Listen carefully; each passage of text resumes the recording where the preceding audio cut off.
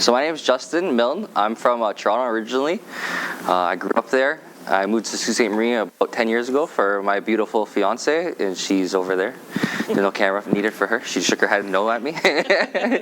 So I moved up here, and originally, I grew up without any culture.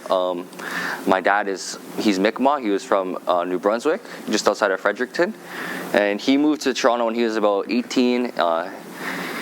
He lost everything in a couple fires that he had there, and they pursued a new life in Toronto. So growing up, I didn't have any source of identity or culture, and moving up here and having all the resources that Sault Ste. Marie has to offer, all the cool cultures, and everyone just it's such a different lifestyle in Toronto where there's so many people willing to help and help you explore and help you achieve what you want and goals, and it's just such a different feeling living up here in Sault Ste. Marie. So over the last 10 years of me being up here, I started to explore my culture and touch back with my roots and my dad, and finding out a little bit more about him and what he grew up with, and that helped me explore myself, my individuality, as well as my cultural background. And one of the things that I've always seen as being Mi'kmaq is Quill Work. That's been so influential to them over so many generations and years, hundreds of years. Quill Work is one of the Mi'kmaq people, one of their most prominent art forms is actually Quill Work, and if you Google Mi'kmaq art,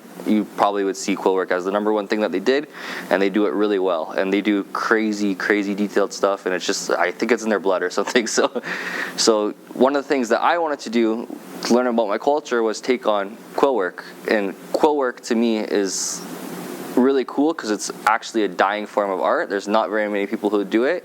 It's actually kind of up on a resurgence still. There's actually a couple more people getting into it, and it's super awesome to see that. Last year I came down to Ermitanger Help, and we did a day like this but in person, and it was super cool. I wish we could have did this year, but obviously COVID happened and life put on hold, so hopefully next year it gets back to normal, and I invite everyone to come down to Ermitanger House so we can do this in person with you guys, and a lot more hands-on. Everyone got to take home a piece of artwork at the end of the day. We had so much cool things, and it was such a good turnout last year, and we're hoping 2021 has an even better turnout. And to the people that tune in online, thank you very much, because it's super cool to be able to share this stuff with even just one person would be awesome, but there's way more than one person, so thank you very much. Anyways, getting back to Quill Work, the reason why I chose to explore it and look into it, I had no idea what I was doing. I just seen super cool things online, beautiful pictures, and I did it by trial and error. And I might not be doing it the perfect right way, but this is the way that I know, and that's what Liz, if you tuned in earlier, talked about, is just because someone else has a different way of doing something doesn't mean it's wrong. It's just that's what they were taught, that's what they know. So just to respect everyone's beliefs or their art or what they do or how they do it doesn't mean that it's wrong that they're doing it. It just means that's how they know it and that's how they do it. So it's not wrong, you know what I mean? It's like if someone else had a different step that they did in between, that's okay. That's how they learn, that's how they know it, and just respect and be happy and just be proud and just do what you can do and do what you can know. So this is super cool. I did not make this at all. This was gifted to my fiance Cassidy when she was little, probably about 10 years old, higher. About 12 years old, she was gifted this. This is Quill Work, so this is all made out of porcupine quills and birch bark, as you could see. So it's quilled fully, and this is probably, I couldn't even imagine how many hours it takes. I've been doing quill work for about 4 years now, and I couldn't even guess how many hours this is probably at least 50 hours of straight work. As you can see, it's all different colors. It's dyed. On the back is birch bark, and that's what you quill into. Well, what I quill into, it's called flat quill work. There's different types of quill work. So if you go out, where would that be? Down south. If you go down south to especially New Mexico, Arizona, those kind of places, Utah, Wyoming, they also have a form of quill work, but it's called wrap quill work. And what they do is they flatten the quills itself and they wrap it around rawhide. And they have pretty designs and it looks beautiful, and that's what their area is known for.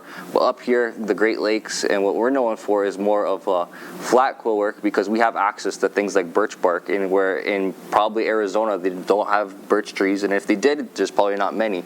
And that's what Liz was talking about, is what's available to you is what you use. We don't have, touching back to earlier in the medicines, we don't have that kind of sage around here, so what she did is traded for it because we have cedar. So it's just like just using what you have available to you. So yeah, and I'll just go over like quill work real quick. So porcupine quills is what the main porcupine quills and birch bark is the main mediums for this kind of artwork. Porcupine quills are harvested in so many different ways. There's different ways like to utilize it. Like some people hunt porcupine and some people eat porcupine, and that's cool. I don't hunt or eat porcupine. Like it's not for me. Well, but some people do that, and that's a way to harvest it. Sad but true. There's animals on the side of the road that unfortunately lost their life to vehicles. That's a way to give them a second purpose of life, is by harvesting those porcupine quills on the road. It gives them a second life, and you don't hurt an animal, you know what I mean? It's already there. And there's another way that people do it, it's with a blanket or a t-shirt or any kind of material. People will see a porcupine, and then they're not very fast moving porcupines. If you throw a blanket over them, they'll stick out their barbs, their needles, the porcupine quills out as a defense mechanism, and then the shirt, they will loosen up their barbs from their skin, so the shirt will fall off and you'll have a whole bunch of quills stuck in. It's like porcupines, it's almost like hair, but they actually do have a different hair. It's called a guard. So the quills is like, it's kind of like their hair. They grow back, they replenish, they regenerate. So what happens is they'll stick into your shirt or your blanket. The blanket will fall off and you got all your porcupine quills. You don't really harm the animal. It does scare it, obviously. You don't want someone throwing a shirt at you randomly in public. So so it kind of does scare it, but it's a way to, without harming the animal too much, I guess, maybe traumatically, mentally, I don't know. But so that's a way to harvest porcupine quills. For birch bark itself, so there's like, I cut my birch bark into little pieces, and you can make earrings, you can do big things. I've seen people make purses and bags, headbands, and it's an art form. It's very old. Like Michaela talked about earlier, beadwork is not original to North America. It is a form of artwork that's very popular now, but 500 years ago we did not have beads. Beads were traded by the Czechs and Europeans, and they were traded to the North Americans here as they're pretty, they got shiny, they got cool colors, like, so it's cool, and we have adopted it and we have made it really popular, and it is our own now. Like, you know, I mean, there's different beadwork and different styles all around the world, and we do have our own here in North America, but originally that wasn't an art form that was here. This is more of an art form that's here because we've had birch trees and we've had porcupines, so this art form could be traced back at least 1,000 years that I know. There's probably even more. I'm not a historian in that kind of sense. Ermitanger House is, though, so if you want to come see Ermitanger House, they're really good at history. So yeah. So this is an original form of artwork, and that's why it really attracted me to it, was just how old and unique and raw, and how much different ways you can express yourself on a piece of birch bark, on a piece of bark from a tree, and it's super cool. So that's how you harvest porcupine quills. And for birch bark harvesting, you do that just before, you could do it in the spring is the best time because there's birch sap. It runs through the trees, and the sap itself loosens up the bark a little bit. It makes it really pliable, it moisturizes it nice, and Liz actually told me some of her students did it, and if you just cut right down the tree, it just peels off real naturally, just ready. And what happens to that birch bark is it exposes the tree a little bit. So the reason why you cut it in the spring and early summer is so that it gives it enough time, the tree, to heal for the winter, because especially here in Sault Ste. Marie, we have really harsh winters, really cold, -40 some days, lots of snow. If you cut it too late in the season, the birch bark won't have enough time to heal itself, because you're pretty much essentially giving it a cut, an open wound. And if you pick off the scab, like, of your body, you have ways to get infected or to hurt yourself even more. So that's what the scab is there, as a protective layer. That's the same reasoning behind a birch tree. So cutting off the birch bark exposes the tree. So if you cut it off earlier in the summer, the spring, early summer, it has enough time for it to heal, regenerate, so that in the wintertime, the cold and all the crazy wind and stuff doesn't damage the tree, and it won't harm the tree long term. It's just like preventative measures, because that's what our goal is to take care of what is given to us. So you don't want to go damage something so that you can't harvest it again or can't utilize it. Yeah, so there's birch bark and porcupine quills. I was going to just show you really easily, really quickly how to do it. Pardon? Oh, dyeing the quills. Good example. So if you zoomed in, over here, I have porcupine quills, and no one has ever seen a red porcupine in public, or a yellow porcupine, or a blue porcupine. And there's so many different ways to dye the quills. Like, it's not, there's no wrong, there's no right. So back in the day, porcupine's quills were only white. That's how they come. But with the natural resources that we had here in North America, you can dye the porcupine quill so many different colors. You can get any color you want imaginable. Prior to settling contactors, contacts, to dye quills would be all natural. So like for a red, you can use certain beetles to boil. You boil certain beetles in water and you put your quills in and you can get red. Or there's different types of bark and different kinds of plants you can boil in water, and you can get different colors like greens or browns. So everything was like a natural dye. But nowadays, because we have access to easier things, like you can go up to Michael's or Walmart and you get something called RIT dye. It's just like a fabric dye, and that's how I would dye my quills. You can also dye them with Kool-Aid. These quills are actually dyed with Kool-Aid, these red quills. You can get red Kool-Aid and you can get your colors that you want, and you don't have to go out and harvest 50 beetles to get red like you would have prior. So yeah, it's just dyeing your quills. You can get any color you want. It's just a lot easier right now to do with just what we have today at our fingertips, such as RIT dye. It's not wrong that I use RIT dye. If someone wants to be really traditional and go and get the beetles and do the ash and do the bark, and that's how they want to do it, that's fine too. That's not wrong either. It's whatever the person prefers to do. And for me, for convenience, I like my RIT dye or my Kool-Aid, and that's just how I do. I would really like to do traditional dye one day. I'm not really knowledgeable on it, but I know someone that is, and they said they'd be willing to help me. So that'd be cool to do in the future, just to say I did it once, you know. So like, it's cool. Whatever way you want to do is whatever way you want to do it. Anyways, I was just gonna show you guys how to do a little piece, not as big as this, obviously, just a little thing, and just so you can get an idea how it is to do. It's really time consuming. It takes a lot of time, a lot of love, and a lot of effort, and it gives you a lot of patience, but I try and use it as like growth. Whatever goal you want to get to is going to take you hard work and patience to get there, and eventually in the long run you can get to that goal if you're willing to put the work in. Obviously it's not going to come out this beautiful right away, and you're not going to, first try, you're not going to come out like this. It's like, I might not even be able to get that good. It's just how much you put in is how much you get out, just like anything in life. If you want to be a sports person, you want to play hockey, or if you want to be a good school person, if you go to school every day, you put the effort, you do your homework, if you go to the rink every day and you practice and you do the extra things in life, you're going to get to your goal. So that's how I try and look at quill work. It's just time consuming, but it's teaching me at the same time of what I want in life. I need to put in that work in order to get there. So here's a pair of earrings I made, and it looks like, I didn't start like that at all. So here's two pairs, and Michaela's actually wearing them today, and she took them off her ears just so I can look at them.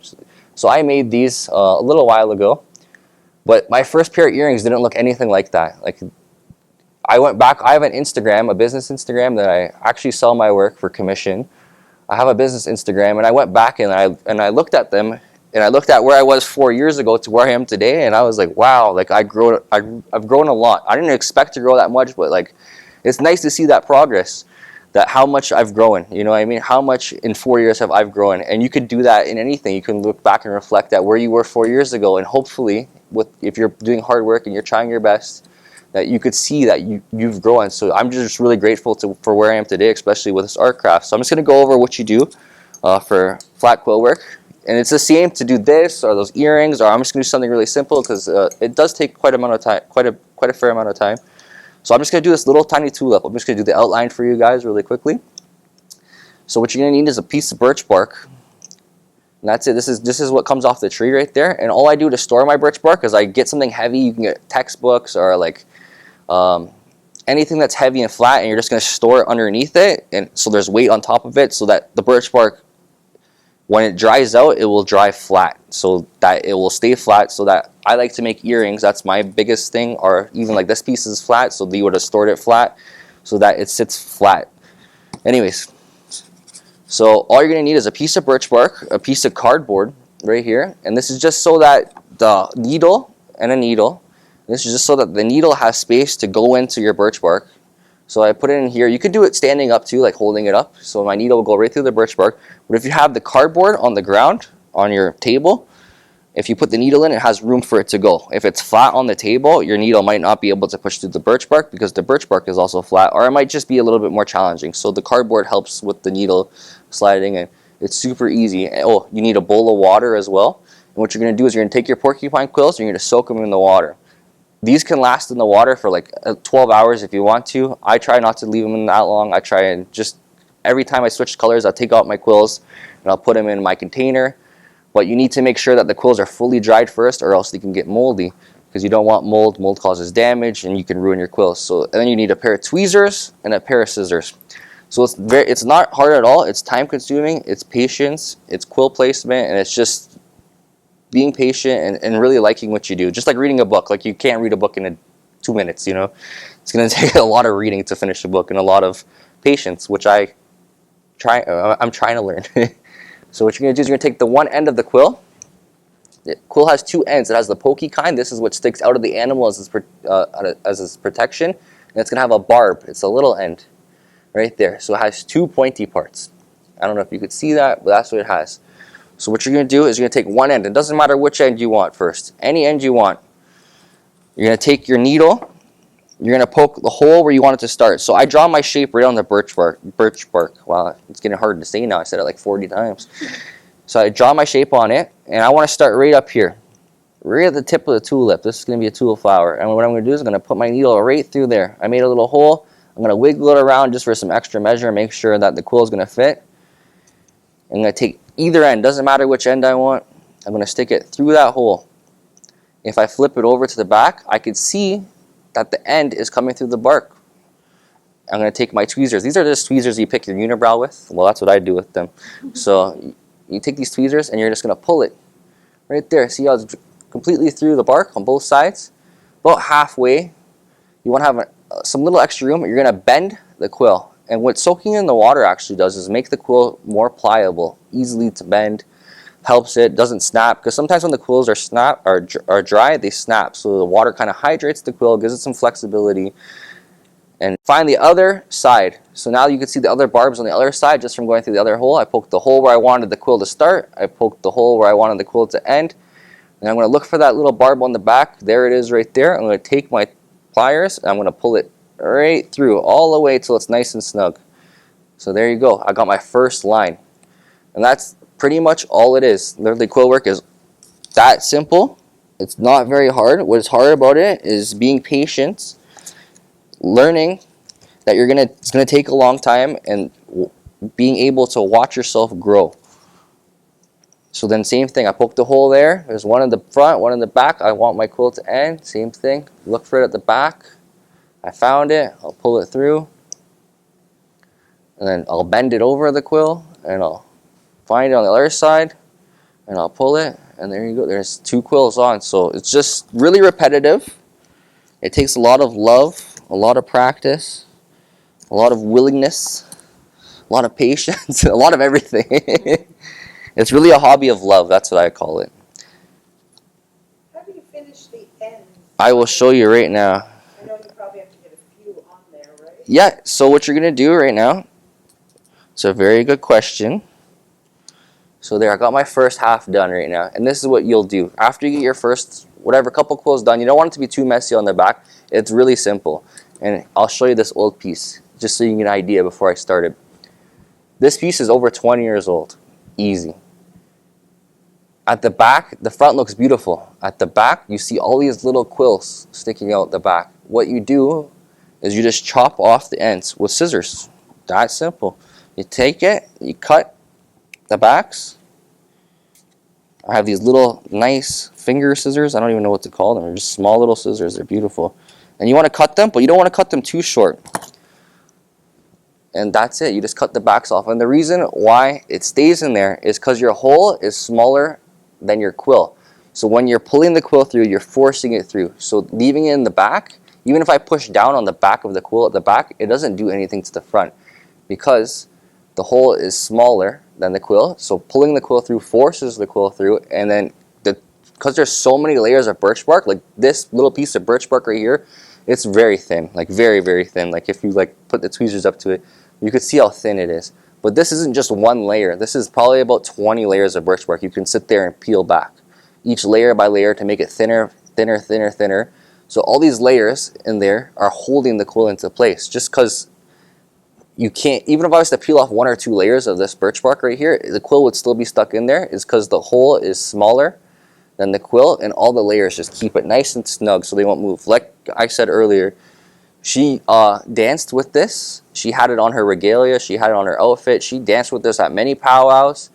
She's worn this. She's done lots of things. And as you could see, 20 years old, there's 1 quill missing right here. Just because it snapped from being dry. But that's easily repairable. And like this is well loved. And 20 years of using this exact piece, and it still looks like it got made yesterday. Well, you're coming there. You're coming there. You're on the way. Let's 15, solid 15. We'll go back. Throw out everything I said last 5 minutes. 15. My fiance got mad. Okay. So yeah, that's it really, and it's just lots of time, lots of love, and you can get it done. I wish I could be like, any questions, because like that's why I like to learn questions. Yeah. That was a good question. That's a good question. Yeah, I was gonna show later, but.